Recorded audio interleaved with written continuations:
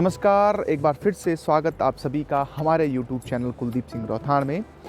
साथियों, सबसे पहले मैं आप सभी का आभार और अभिनंदन व्यक्त करता हूं कि आप निरंतर हमारे इस YouTube चैनल के माध्यम से अनेक वीडियो आप लोग जो देख रहे हैं उसमें अपना अपार प्रेम और स्नेह दे रहे हैं। और जिस तरह से हमारी हर वीडियोज़ में आप लोग अपने लाइक, कमेंट और शेयर के माध्यम से अपना प्यार दे रहे हैं, उस सब के हम आभारी हैं। साथियों, जैसे जैसे हम पिछले कई वीडियो में कहते आ रहे हैं कि जिस तरह से आप सब हमको अपार प्रेम और स्नेह दे रहे हैं, हमारी भी जिम्मेदारियां बनती हैं कि हम भी आपको अपने इस चैनल के माध्यम से कुछ ऐसा दिखाएं जो आप लोग हमसे अपेक्षा रखते हों। साथियों, से हमने आपको अनेक स्थानों को दिखाने का प्रयास किया है। कई मंदिर हमने दिखाए, कई संगम स्थल हमने दिखाए और निरंतर जिस तरह से हमें समय मिल रहा है, हम अपने उत्तराखंड को एक्सप्लोर करने का प्रयास कर रहे हैं।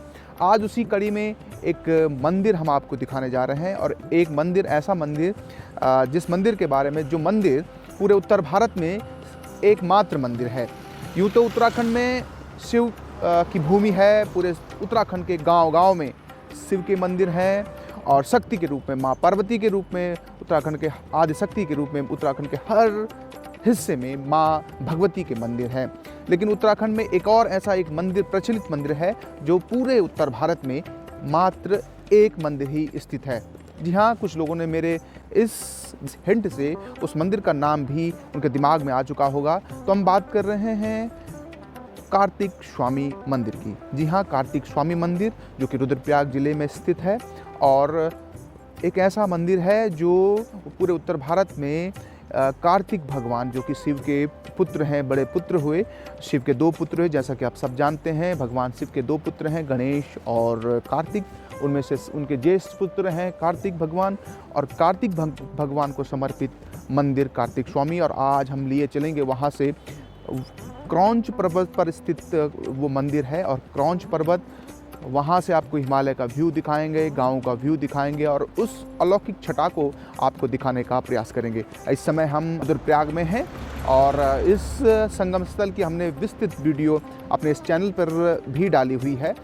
हम उसका लिंक डिस्क्रिप्शन बॉक्स में हम उसका लिंक डाल देंगे। आप वहाँ से इस खूबसूरत शहर और इस खूबसूरत संगम के बारे में जानकारी ले सकते हैं उस वीडियो के माध्यम से।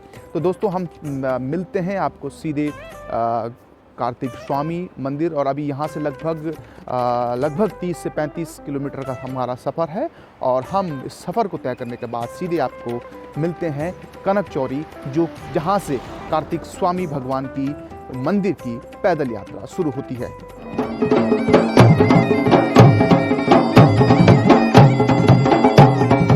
हम पहुंच चुके हैं कनकचौरी, और कनकचौरी यहाँ से जो कार्तिक स्वामी की जो पैदल यात्रा होती है यहीं से शुरू होती है। हम कनकचौरी के मुख्य बाज़ार में हैं और यहाँ से लगभग 3.5 किलोमीटर की जो पैदल चढ़ाई है यहाँ से शुरू होती है। और यहाँ से ये आप देख सकते हैं, यहाँ पे एक बाज़ार है, कनकचौरी बाज़ार है। और समय के साथ धीरे धीरे अब यहाँ भी सुविधाएं उपलब्ध होने लगी हैं इस बाज़ार में। और यदि स्टे की अगर कोई यात्री आते हैं और स्टे करना चाहते हैं तो उस सब की भी यहाँ पे सारी व्यवस्थाएं हो चुकी हैं। ये जो रोड आगे बढ़ती है, ये यहाँ से आगे की तरफ बढ़ती है नागनाथ पोखरी, और वहाँ से होते हुए गोपेश्वर की तरफ ये रोड बढ़ती है। उसके साथ यहाँ पर आप लोग रुक करिए, मुख्य यहाँ पे गेट है और गेट से यहाँ से पैदल चढ़ाई। उसके साथ आप बगल में यहाँ पे दुकानें हैं, प्रसाद की दुकानें हैं, और जो इस मंदिर के लिए जो प्रचलित जो प्रसाद है वो खरीद कर आप आगे की यात्रा तय कर सकते हैं। तो अब हम यहाँ से जो पैदल ट्रैक है वो शुरू करने जा रहे हैं और आपको भी इस पैदल ट्रैक को दिखाकर हम मंदिर तक पहुँचाएंगे।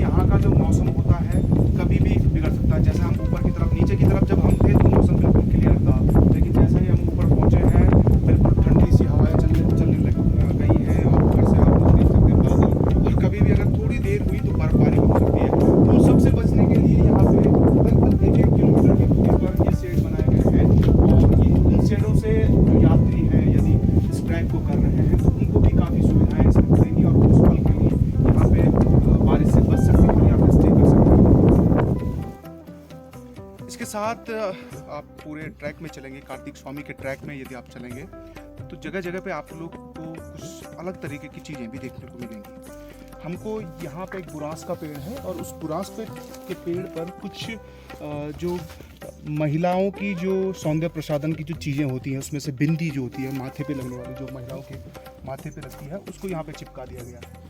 ये एक ऐसी मान्यता हो सकती है, लोगों को कुछ और मान्यता लग सकती है, लेकिन हमारे यहाँ खास करके पहाड़ों में इनको वन देवी के रूप में, यहाँ क्योंकि ये एक वन है और इन वनों की रक्षा कुछ वन देवियाँ करती हैं, उन्हें आछरियाँ भी गढ़वाली में कहते हैं, और उन वन देवियों को यहाँ पूजा जाता है। आप लोगों अगर आप लोग जो लोग उत्तराखंड से संबंधित होंगे, आप लोग सेम मुखेम मंदिर के बारे में यदि जानते होंगे तो वहाँ खैट पर्वत है जो कि वन देवियों के लिए, आछरियों के लिए जाना जाता है। और आप लोगों ने एक जो जीतू बगड़वाल वाली जो कथा सुनी होगी, जिनको वन देवियों ने हर लिया था, तो उस तरह की कुछ घटनाएं हैं पहाड़ों में। तो ये मान्यताएं हैं। और इस बुरांस, ये देखिए लगभग 100 से 200 साल पुराना ये बुरांस का वृक्ष है और उस बुरांस के वृक्ष पर यहाँ पे ये बिंदियाँ लगाई गई। अब जैसे जैसे यहाँ से, क्योंकि ट्रैक यहाँ से नज़दीक होता जाएगा, यहाँ से जो ट्रैक है लगभग अब 1.5 से 2 किलोमीटर दूरी पे है, आपको ये जो क्लू है, आपको जो चीज़ें हैं वो देखने को और मात्रा में मिलेगी। वहाँ से आपको चुनरियाँ पेड़ों में बंधी हुई दिखेंगी। तो ये इस बात को दर्शाता है कि जो वन देवियाँ हैं उनकी भी यहाँ पूजा की जाती है।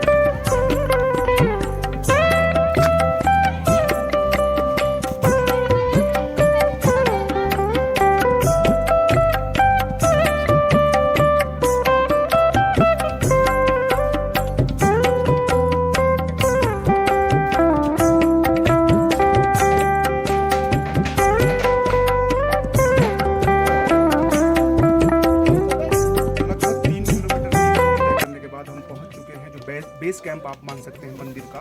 और उस बेस कैंप से यहाँ से जो सीढ़ियाँ शुरू होती हैं मंदिर की, वो यहीं से शुरू होती हैं। और इस जगह पे कई यहाँ पे होटल्स हैं छोटे छोटे, मैं देख रहा हूँ यहाँ पे मैगी पॉइंट और चाय वगैरह के पॉइंट्स यहाँ पे हैं। हमारे साथ यहाँ पे स्थानीय हैं हमारे भाई साहब यहाँ पे प्रदीप नेगी जी हैं, और प्रदीप नेगी जी से हम जानकारी लेंगे कि किस तरह से ये जो स्थान है इसके बारे में। तो प्रदीप जी, सबसे पहले तो स्वागत है आपका हमारे चैनल में। और प्रदीप जी बताइए इस जगह की जानकारी, इसके बारे में कुछ बताइए हमारे दर्शकों को। जो मार्केट है, जो खनाकचौरी नामक स्थान है, वहाँ से 3 किलोमीटर की दूरी तय करने के बाद ही क्रौच पर्वत आता है। लेकिन जहाँ पे आप पहुँच चुके हैं, 2.5 किलोमीटर की दूरी तय करके पहुँच चुके हैं, अब आधा किलोमीटर ही शेष बचा हुआ है, जो कि यहाँ से 409 सीढ़ियाँ पार करके ही क्रौच पर्वत पर आपने पहुँचना है। जो कि यहाँ पे पहले क्या था, जो यहाँ पे पुजारी था उसकी मरुड़ी के नाम से जाना जाता था, क्योंकि यहाँ पे पहले जो लोग गांव से आते थे, पहले ये विख्यात नहीं था, पर्यटक से और ये चैनलों के द्वारा कोरोना के दौरान से ही यहाँ पे इसका प्रचार प्रसार हुआ।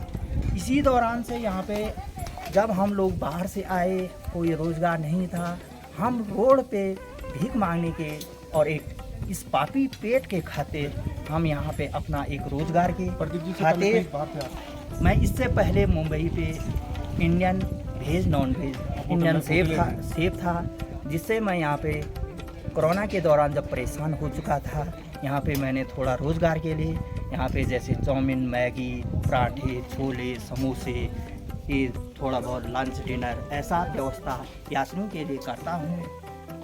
सबसे पहले यहाँ पे जब यात्री आते हैं तो यहाँ पे रुकने के लिए अब पर्यटक वालों ने रहने के लिए पूरी व्यवस्था कर चुके हैं। अगर किसी के पास बाय द वे कोई पैसा या माने कर कुछ है नहीं तो उनके लिए धर्मशाला भी हैं। और यहाँ पे जो है कि जो पुजारी हैं, पुजारी के यहाँ पे जो मरुड़ी के नाम से जाना जाता था, पहले इसको हम लोग जब गांव से प्रसाद प्रसाने का देवता डांडा का कहते थे, क्योंकि ये देवताओं का ही डांडा कहा जाता है।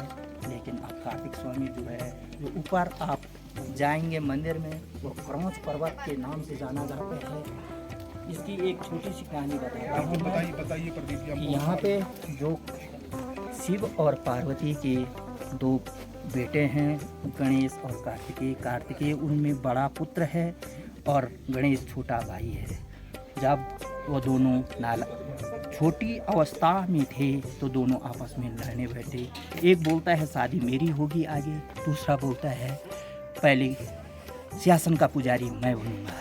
इतना बहसबाजी होने के कारण शिव और पार्वती के बीच, दोनों बेटों के बीच लफड़ा देखने के बावजूद उनके दिल में आया कि क्या किया जाए, जो कि इनका जो क्रोध है उसको शांत किया जाए। तब कहते हैं कि 33 करोड़ देवी देवताओं के सेनापति श्री कार्तिकेय कुमार हैं। उनको एक सेना पुत्र भी कहते हैं और एक शिव अंश भी कहा जाता है उन्हें, क्योंकि शिव का पुत्र है। बिल्कुल शिव अंश, जाहिर सी। जैसे कि यहाँ पे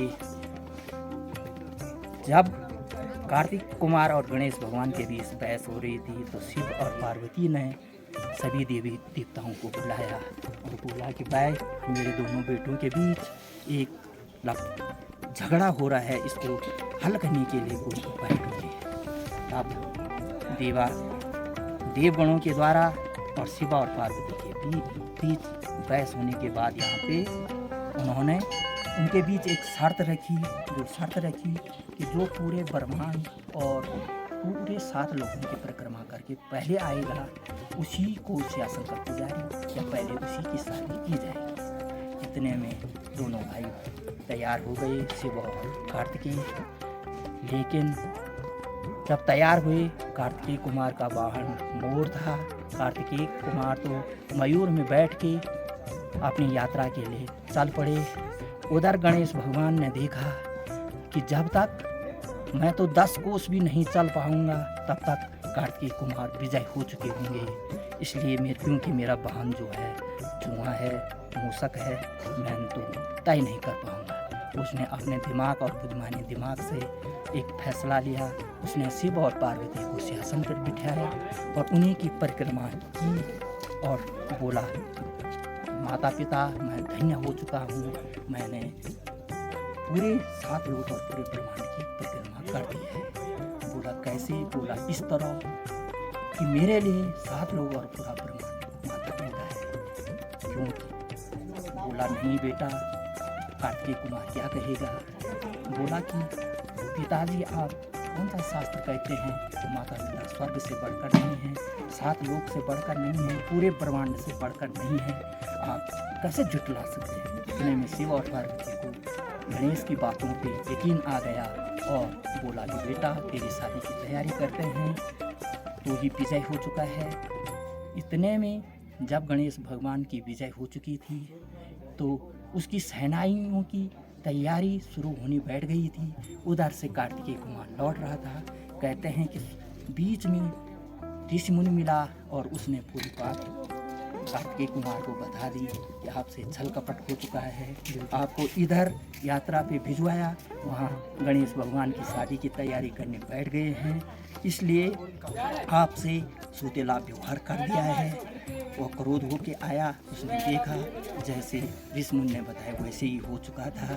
और क्रोध आया, उसने अपने माता को बोला कि माँ तेरा ये मांस और पिता तेरी ये हड्डी मैं आपको सौंपता हूँ, और एक समाधि लेकर मैं कार्तिक कुमार लोक में क्रौंच पर्वत पे मैं एक समाधि लेता हूँ, और जिससे कि मैं एक समाधि के रूप में मुझे लोग पूजेंगे। तब से आज तक मैंने जो देखा वहाँ पे जो हड्डियों का ढांचा है, उसी को जो भक्त आते हैं उसी को सारे भक्त एक हड्डी के ढांचे में एक क्रौंच पर्वत, एक कार्तिक कुमार के ढांचे को उसी को पूजते हैं और आज तक उसी को पूज के आए हैं। जो मेरे को याद था, जितना मुझे ज्ञान था, मैंने आपके चैनल तक बताया। अब इससे ज़्यादा शायद मेरे से पूर्वज जो होंगे उनको तो होगा, लेकिन जितना मेरे को मालूम होगा उतना होगा। जय कार्तिकेय कुमार की जय हो। बहुत बहुत धन्यवाद प्रदीप जी, और जिस तरह से आपने विस्तृत जानकारी हमको दी। और एक और बात बता दें कि कोरोना काल में बहुत ऐसी घटनाएं हुई हैं जिसमें एक नई कहानियाँ लिखी हैं। उसमें प्रदीप नेगी जी हमारे जो भाई साहब हैं, मुंबई में जॉब करते थे, उसके बाद लेकिन हमारे पहाड़ों में बहुत सारी संभावनाएं हैं और उन्हीं संभावनाओं को खोजते खोजते कार्तिक भगवान के दर पर बैठे हैं, रोजगार कर रहे हैं। उनके लिए शुभकामनाएं हैं। और क्योंकि आपने कहा कि कोरोना के बाद ये जो ट्रैक है वो विकसित हुआ है, लोग यहाँ और ज़्यादा मात्रा में आने लगे हैं।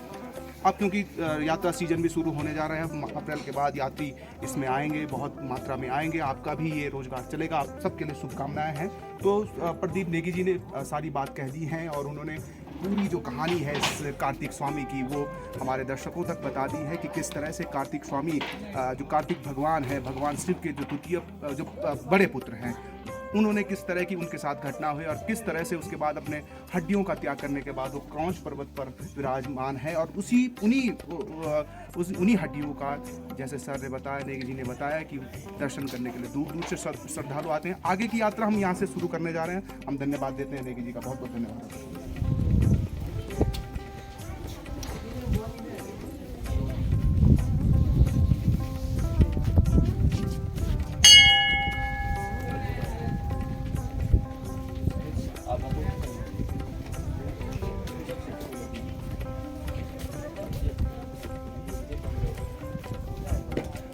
बेस कैंप से प्रदीप नेगी जी के वो जो उन्होंने बात की, उनके इंटरव्यू से हम थोड़ा ऊपर की तरफ निकले। उन्होंने बात की थी कि ये बेस कैंप भी है और साथ ही साथ जो पुराने पुजारी थे उनकी मरूड़ी, उन्होंने एक शब्द का प्रयोग किया था। दरअसल मरूड़ी शब्द का उनका मतलब है कुटिया यहाँ पे थी, क्योंकि क्रौंच पर्वत वहाँ पे इस तरह की व्यवस्थाएं नहीं है कि वहाँ पे स्टे किया जाए वहाँ पे। हालांकि अब तो स्थितियाँ बदली हैं, अब लोग वहाँ पे धर्मशालाएं बन चुकी हैं, वहाँ पे पुजारी और अन्य लोग भी रह सकते हैं। ये यहाँ पर श्री 108 महंत फतेहपुरी महाराज जो पुजारी थे, दादाजी पुजारी, जो पुजारी अभी हैं, उनके दादाजी ये हैं और उनकी यहाँ पे एक मूर्ति बनाई गई है और यहीं से अब ये जो सीढ़ियों का ट्रैक है वो शुरू होता है।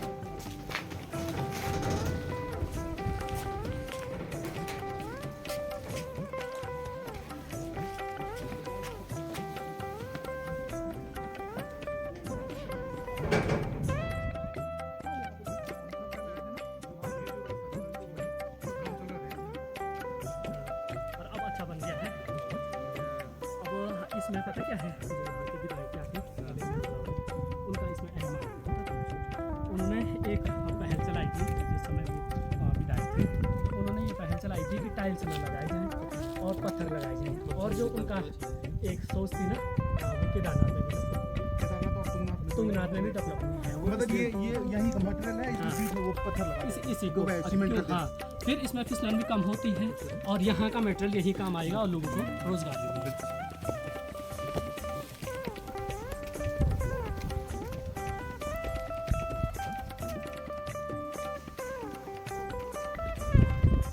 हम लगभग क्रौंच पर्वत के शीर्ष पर पहुंचने जा रहे हैं।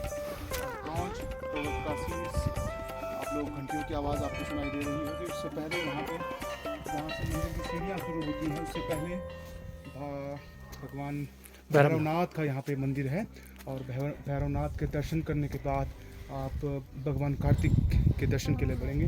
सामने ही भगवान हनुमान जी की एक मूर्ति लगाई गई है, तो उनके दर्शन करने के बाद आप मुख्य मंदिर की तरफ बढ़ेंगे।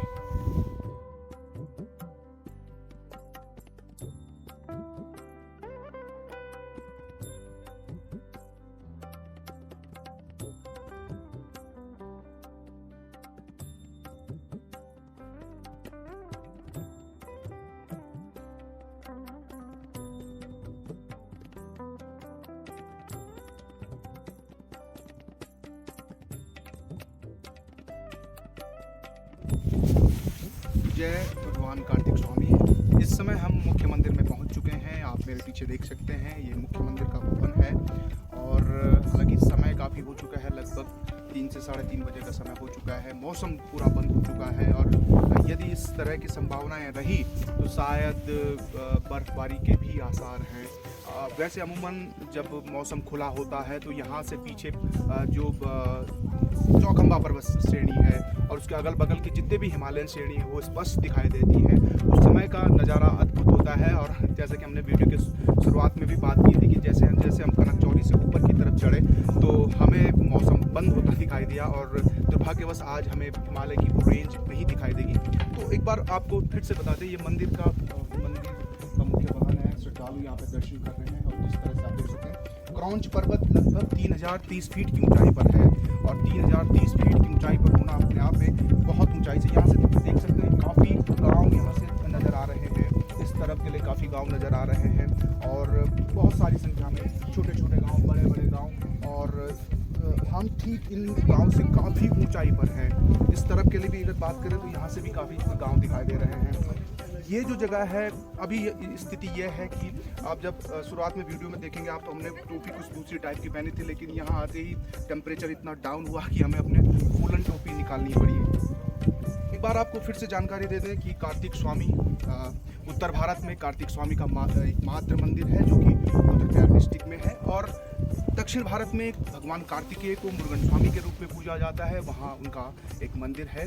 और जैसे कि शुरुआत में बात की प्रदीप नेगी जी ने इस वीडियो में शुरुआत में बात की कि कोरोना काल के बाद मंदिर का महत्व और बढ़ा है। लोगों ने सोशल मीडिया के माध्यम से इस मंदिर के बारे में जानकारी प्राप्त की है और शिव और पार्वती के इस उत्तराखंड की इस भूमि में कार्तिक भगवान का ये मंदिर भी अब धीरे धीरे लोगों तक पहुंच रहा है और लोग दूर दूर से इस मंदिर के दर्शन करने के लिए आ रहे हैं।